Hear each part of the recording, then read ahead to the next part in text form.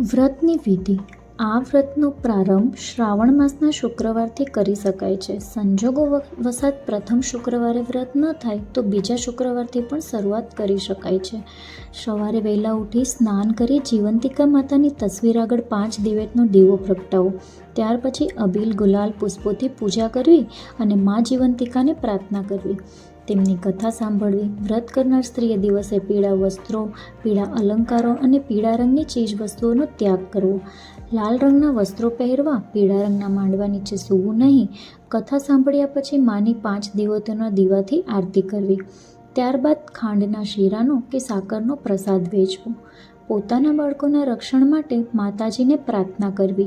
એકટાણું કરવું અને આ દિવસે ખોટું ન બોલવું, કોઈની નિંદા ન કરવી. આખો દિવસ માતાજીનું રટણ કરવું. મા જીવંતિકાની વ્રત કરનારાના બાળકો પર અમી નજર રહે છે અને લાંબુ આયુષ્ય પ્રદાન કરે છે. હવે હું તમને કથા કહીશ, પરંતુ મિત્રો તેની પહેલાં મારી આવી અવનવી ધાર્મિક અને પૌરાણિક વાર્તા જો તમને ગમે તો લાઈક અને શેર કરો અને સબસ્ક્રાઈબ કરો અને બેલ બટન પર પ્રેસ કરો. Thank you. જીવંતિકા વ્રતની કથા. પ્રાચીન કાળમાં શીલભદ્ર નગરીમાં સુશીલકુમાર નામે એક રાજા રાજ કરતો હતો. તેની રાણીનું નામ સુલક્ષણા હતું. રાજા રાણી ઘણા દાની અને ધર્મિષ્ઠ હતા તથા બધી રીતે સુખી, પણ તેમને એક વાતનું દુઃખ હતું. તેમને શેર માટેની ખોટ હતી. તેમને એક પણ સંતાન હતું નહીં, તેથી રાણીબા ચિંતામાં સુકાતા જતા હતા. એમને મન સંસારના બધા સુખ ઝેર જેવા થઈ ગયા હતા. એક દિવસની વાત છે. રાણી સુલક્ષણા મહેરના ઝરોખામાં બેઠી બેઠી બહારના ચોગાનમાં રમતા બાળકોને એક ટીસે નિહાળી રહી હતી. એટલામાં તેની એક પ્રિય દાસી ત્યાં આવી ચડી. આ દાસી સુયાણીનું કામ કરતી હતી, એટલે ગામમાં કોઈને સુવાવડ આવે તો સૌ તેને બોલાવતા. દાસી ઘણી જ સમજુ હતી. એ રાણીના મનોભાવ તરત સમજી ગઈ અને રાણીને કહ્યું, રાણીજી, તમે આટલી બધી ચિંતા શા માટે કરો છો? ખોટું ન લગાડો તો તમને એક વાત કહેવા માંગુ છું, જેથી તમારું વાંજ્યા મેણું હંમેશના માટે દૂર થઈ જશે. જલ્દી બતાવો મને, રાણીએ કહ્યું. દાસીએ ધીમેથી રાણીના કાનમાં કહ્યું, સાંભળો રાણીજી, ગામમાં એક બ્રાહ્મણીને 3જો મહિનો જઈ રહ્યો છે. તમે આજથી જ વાત ફેલાવી દો કે તમે સગર્ભા છો અને મા બનવાના છો. બસ ત્યારબાદનું બધું કામ હું સંભાળી લઈશ.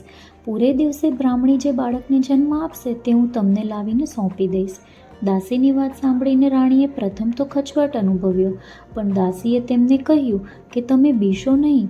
કોઈને કંઈ કાનોકાન ખબર નહીં પડે. બાળક મળવાની લાલસાએ રાણી સુલક્ષણા આવું કુકૃત્ય કરવા માટે તૈયાર થઈ ગઈ અને પોતે ગર્ભવતી છે એ વાત ફેલાવવા માંડી.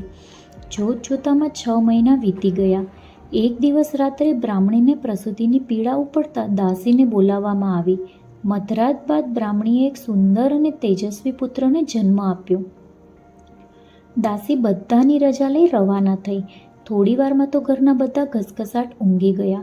દાસી ઘરની પાછલી બારીથી ચોર પગે બ્રાહ્મણીના ઓરડામાં આવી અને બાળકને ઉઠાવીને ઘરની બહાર નીકળી ગઈ. એ સીધી રાણી પાસે પહોંચી અને જઈને બાળક સોંપી દીધું. રાણી તો ખુશ થઈ ગઈ.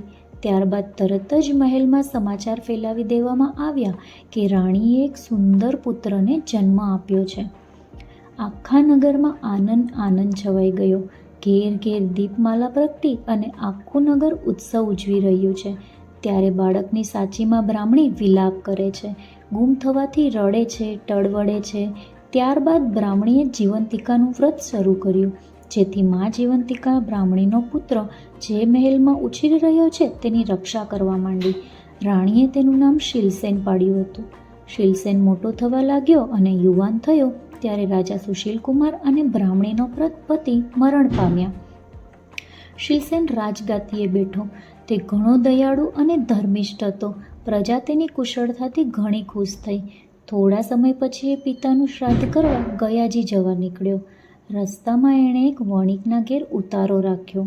આ વાણિયાને 6 બાળકો થયા અને વારાફરતી 6ઠ્ઠા દિવસે મરણ પામ્યા.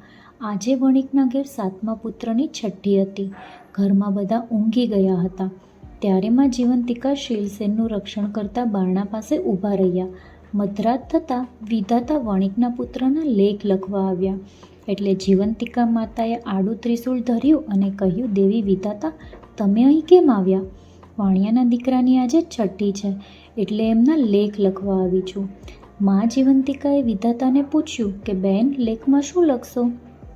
ત્યારે વિધાતાએ જવાબ આપ્યો કે એના ભાગ્યમાં છે તે લખીશ કે બાળક કાલે સવારે મરણ પામશે. આ સાંભળી મા જીવંતિકાએ કહ્યું, ના ના વિધાત્રી, એવું તમારાથી ના લખાય. જ્યાં મારા પગલાં પડે છે ત્યાં તમે આવું અમંગળ કદાપી ન કરી શકો. માટે આ બાળકનું આયુષ્ય 100 વર્ષ લખજો.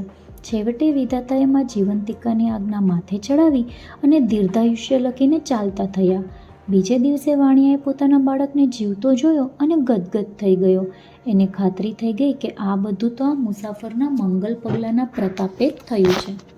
શીલસેન બીજા દિવસે જવા તૈયાર થયો ત્યારે વાણિયાએ ખૂબ જ આગ્રહ કરીને ફરીવાર આવવા કહ્યું.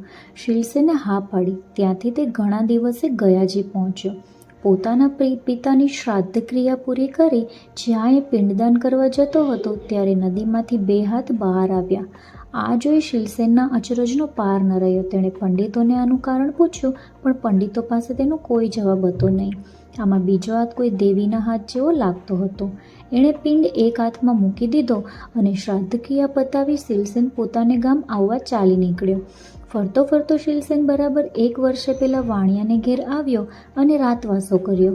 એ દિવસે વાણિયાને ત્યાં ફરી બાળકનો જન્મ થયે 6 દિવસ થયા હતા. રાત પડતા જ વિધાતા છઠ્ઠીના લેખ લખવા આવ્યા તો મા જીવંતિકાએ તેમને રોકીને 100 વર્ષનું આયુષ્ય લખવા કહ્યું. વિધાતાએ આજ્ઞા માન્ય રાખી. લેખ લખીને પાછા ફરતી વખતે જીવંતિકા માને પૂછ્યું, માં, તમે આ રાજકુમારનું રક્ષણ શા માટે કરો છો? આ ક્ષણે જ શીલસેનની આંખ ખુલી ગઈ. તેને કોઈક વાત કરી રહ્યું હોય તેમ લાગ્યું. તે ચૂપચાપ પથારીમાં પડ્યો આ સંવાદ સાંભળવા લાગ્યો. મા જીવંતિકાએ કહ્યું, દેવી વિધાતા, આ રાજકુમારની માતા વર્ષોથી શુક્રવારે મારું વ્રત કરે છે. દિવસે પીળા વસ્ત્રો પહેરતી નથી, અલંકારો પણ પીળા ધારણ કરતી નથી, ચોખાના પાણીને ઓળંગતી નથી અને પીળા માંડવા નીચે જતી નથી. આથી મારે આ રાજકુમારની રક્ષા કરવી પડે છે. એ જ્યાં જાય છે ત્યાં મારે જવું પડે છે. તેના લીધે હું આજે વાણિયાને ઘેર છું. જ્યાં સુધી વાણિયાને ઘેર મારો વાસ હોય ત્યાં સુધી તેના બાળકનું અહિત શી રીતે થવા દઉં? ભલે કહી વિધાતા જતા રહ્યા. આ સાંભળીને શીલસેન વિચારમાં પડી ગયો. તેની માતા કોઈ વ્રત કરતી હોય એવું તેને યાદ ન હતું. છતાં તેણે માતાને પૂછીને ખાતરી કરવા નક્કી કર્યું. સવાર થતાં વાણિયાએ જોયું તો તેનો બીજો દીકરો પણ જીવતો જણાયો. એને લાગ્યું કે નક્કી આ શીલસેન કોઈ મહાન માણસ છે. બીજે દિવસે શિવસેન રજા માંગી ત્યારે વાણિયાએ એમને આનંદથી રજા આપી. ઘણા દિવસે શીલસેન પોતાના રાજ્યમાં પહોંચ્યો. મહેલે જઈ માને પૂછ્યું, માં, તમે કયું વ્રત કરો છો? બેટા, હું કોઈ વ્રત નથી કરતી, રાણી સુલક્ષણા બોલી. આથી શીલસેનને શંકા પડી કે આ મારી સગીમાં નથી. પોતાની માને શોધી કાઢવા માટે એણે શ્રાવણ માસના પ્રથમ શુક્રવારે આખી નગરીને જમાડવાનું આમંત્રણ આપ્યું. સાથે સખ્ત સૂચના આપી કે દરેકે પીળા વસ્ત્ર પહેરવા. બધા જમવા આવ્યા ત્યારે શિવસેને આજ્ઞા કરી કે નગરમાં તપાસ કરો કે કોઈ રહી ગયું છે. થોડી વારે અનુચરોએ આવીને કહ્યું કે એક બ્રાહ્મણી પીળા વસ્ત્ર પહેરીને આવવાની ના પાડે છે. એને આજે પીળા વસ્ત્ર નહીં પહેરવાનું વ્રત છે. આ સાંભળીને રાજકુમાર ગદગદ થઈ ગયો. એણે તરત બ્રાહ્મણી માટે લાલ રંગના વસ્ત્ર મોકલાવ્યા અને એ પહેરીને બ્રાહ્મણી આવી. ત્યારબાદ શીલસેને રાણી સુલક્ષણાને બધી વાત પૂછી. રાણીએ રડતા રડતા બધી વાત જણાવી અને શીલસેન પોતાની સગી જનેતાને ભેટી પડ્યો. તેમણે પોતાની સાથે મહેલમાં રાખી અને એ દિવસથી આખા ગામની સ્ત્રીઓએ પોતાના વાલસોયા બાળકોની રક્ષા માટે જીવંતિકાનું વ્રત કરવાનું શરૂ કરી દીધું. વીરસેન વર્ષો સુધી સુખપૂર્વક રાજ કર્યું. હે મા જીવંતિકા, તમે જેમ બ્રાહ્મણીના બાળકનું રક્ષણ કર્યું તેવું વ્રત કરનાર સૌના બાળકનું રક્ષણ કરજો અને એમને સુખ સંપત્તિ આપજો.